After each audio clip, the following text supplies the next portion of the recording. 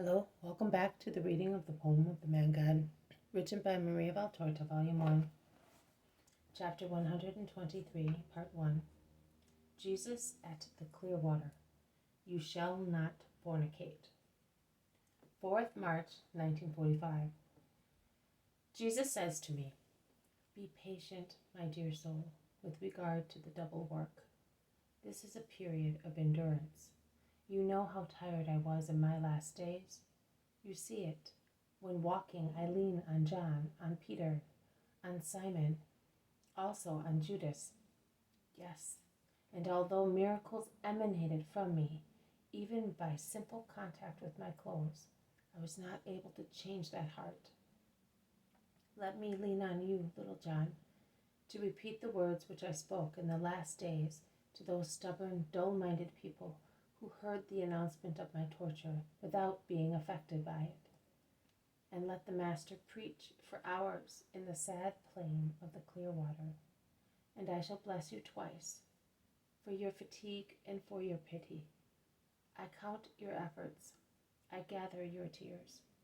For your efforts on behalf of your brothers, you will be rewarded as those who wear themselves out to make God known to men.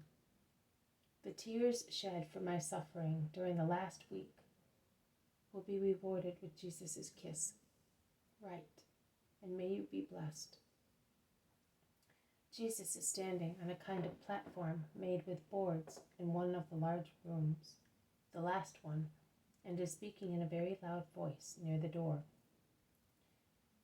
so that he may be heard by those in the room and also by those in the shed or on the threshing floor, which is flooded by the rain. The people standing there in their large, dark, coarse mantles, which are proof against water, look like so many lay brothers. The weakest people are in the room. The women under the shed, the strongest, mainly men, are in the yard in the rain. Peter, barefooted and wearing only his short tunic and with a piece of cloth on his head, comes and goes, and is always in a good humor, even if he has to paddle in water and take unexpected showers. John, Andrew, and James are with him. They are cautiously transferring from the other room sick people and are guiding or supporting blind or lame people. Jesus is patiently waiting for them all to be settled. He is only sorry that the 4 disciples are wet like sponges dipped into a pail of water. "It is nothing. We are like pitched wood. Don't worry. We are getting baptized again, and the baptizer is God himself," replies Peter to Jesus' commiserations. At last they are all settled, and Peter thinks he can go and put on a dry tunic, and he goes away with the other 3. But when he comes back again to the Master, he sees the large gray mantle of the veiled woman appear round the corner of the shed, and he goes towards her without considering that to do so he must cross the yard diagonally in a heavy shower of rain, which is getting heavier and heavier. While the water of the pools splashes up to his knees, he takes her by the elbow without displacing her mantle and pulls her towards the wall of the large room out of the rain. He then places himself beside her, as stern and still as a sentry. Jesus sees him and smiles, bending his head to conceal the brightness of his smile. He starts speaking. "Those amongst you who have been coming to me regularly must not say that I do not speak orderly, and that I skip some of the 10 Commandments. You hear, I see, you listen. I apply my speech to the pains and the sores that I see in you. I am the doctor. A doctor calls first on those who are more seriously ill, on those who are closer to death. He then visits those who are not so dangerously ill. I do the same. Today I say to you, do not fornicate. Do not look round, endeavoring to read the word lustful on somebody's face. Love one another. Would you love anyone who read that word on your face? No, you would not. Well then, do not try to read it in the worried eyes of your neighbor, or on his forehead that blushes and bows to the ground. And then, oh, tell me, especially you men, which of you has not tasted this bread made with ashes and excrement, which is sexual satisfaction. And is lust only what carries you for 1 hour between the arms of a prostitute? Is lust not also the desecrated union with your wife, desecrated because it is ratified vice, as it is reciprocal sensual satisfaction, which, however, evades its consequences? Marriage means procreation, and its act means and must be fecundation. Otherwise, it is immoral. You must not make a brothel of your nuptial beds. And that is what they become if they are soiled by lust and are not consecrated by maternity. The earth does not reject the seed. It receives it and makes a plant of it. The seed does not escape from the furrow after being laid there, but it takes root at once, and it strives to grow and bear fruit. That is, the vegetable creature born of the union between soil and seed. Man is the seed, woman is the soil, the fruit is the sun. It is sinful to refuse to bear fruit and scatter strength in vice. It is prostitution performed on the nuptial bed, and in no way differs from the other prostitution. On the contrary, it is aggravated by disobedience to the commandment that says, "Be one flesh and multiply by bearing children." Therefore, women deliberately barren, legal and honest wives in the eyes of the world, but not in the eyes of God. You can see that you may be considered prostitutes, and you fornicate just the same, even if only with your husbands, because you do not seek maternity. But too often you are only after pleasure. And do you not consider that pleasure is a poison that contaminates every mouth that tastes it?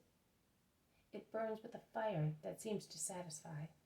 Instead, it falls out of the fireplace and devours, more and more insatiable, leaving a sour taste of ash on the tongue, as well as disgust, nausea, and contempt, both of oneself and of the partner in pleasure, because when a conscience revives, and it does revive between two heats, one can but feel such contempt of oneself, being lowered below the level of beasts.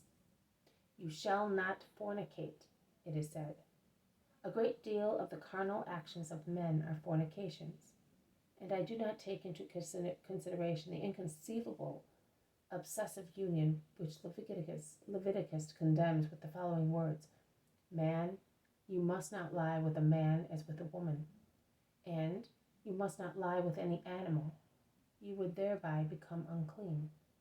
And woman will do likewise, and will not offer herself to an animal, because it would be a foul thing." But after mentioning the duty of husband and wife in marriage, which is no longer holy when it becomes barren through malice, I am going to speak of the true and proper fornication between man and woman, performed out of reciprocal vice, or for compensation in money or in gifts. The human body is a magnificent temple that contains an altar. God should be on that altar, but God is not where there is corruption. Therefore, an impure body has a desecrated altar without God. Like a drunken person who wallows in mire and in the regurgitations of his own drunkenness, man lowers himself in the brutality of fornication and becomes worse than the most impure worm and beast. Tell me, if among you there is anyone who has perverted himself to the extent of dealing with his body as one deals in fodder or animals at the market, which benefit did he gain? Take your hearts in your hands, examine them, question them, listen to them. Note their wounds, their pangs, and then tell me, was the fruit so sweet as to deserve such pain to a heart that was born pure, and that you have compelled to live in an impure body, and to give life and heat to lust, and to be worn out by vice? Tell me, are you so perverted that you do not sob secretly, hearing the voice of a child calling "Mummy," or thinking of your mothers, you women of pleasure who have run away from home or have been driven out of them, so that the rotten fruit may not contaminate with its oozing rottenness the other good ones? Thinking of your mothers, who probably died broken-hearted, having to say, "I gave birth to disgrace." Do you not feel your hearts shudder with shame when you meet an old, solemn-looking man because of his white hair, and you consider that you have soiled your father's heads with handfuls of mud and have exposed them to the scorn of their native country? Do you not feel your entrails writhe with regret when you see a happy wife or an innocent virgin, and you have to say, I have given up all that, and I will never be like that again? Do you not feel your faces blush with shame when you meet the eyes of men looking at you lustfully or scornfully? Do you not realize how miserable you are when you are thirsty for the kiss of a child and you dare not say, give me it, because you have killed lives at their birth? You have rejected them as boring burdens and as a useless hindrance, detached from the tree that has borne them, and thrown out to make dung, and now those little lives shout at you, murderers! But above all, are you not terrified of the Judge who created you and is waiting for you to ask you, what have you done of yourself? Did I perhaps give you life for that? How dare you come to my presence, you nest swarming with worms and putrefaction? You have had everything of what was your God, pleasure. Go to the place of eternal malediction. Who is weeping? Nobody? Are you saying nobody? And yet my soul is going to meet another soul that is weeping. Why is it going to meet her? To anathematize her because she is a prostitute? No, because I feel sorry for her soul. I feel repulsion for all her filthy body, sweaty with wanton exertion.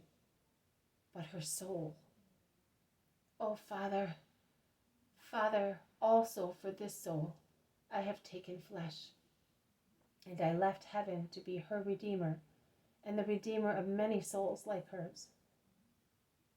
Why should I not pick up this stray sheep and take her to the fold, clean her, unite her to the flock, give her pastures and a love as perfect as only mine can be, so different from the love that so far she called love, but instead was hatred, such a pitiful, complete, sweet love that she may no longer regret the past, or may regret it only to say, too many days have I lost away from you, eternal beauty. Who will give me back the time I lost? How can I enjoy the short time which is left to me, which I would have enjoyed if I had always been pure? This has been a reading from the poem of the Man God, written by Maria Valtorta, Volume 1, Chapter 123, Part 1. Jesus at the Clearwater. You shall not fornicate. Thank you for listening. I will see you tomorrow. May God bless you, and may peace be with you.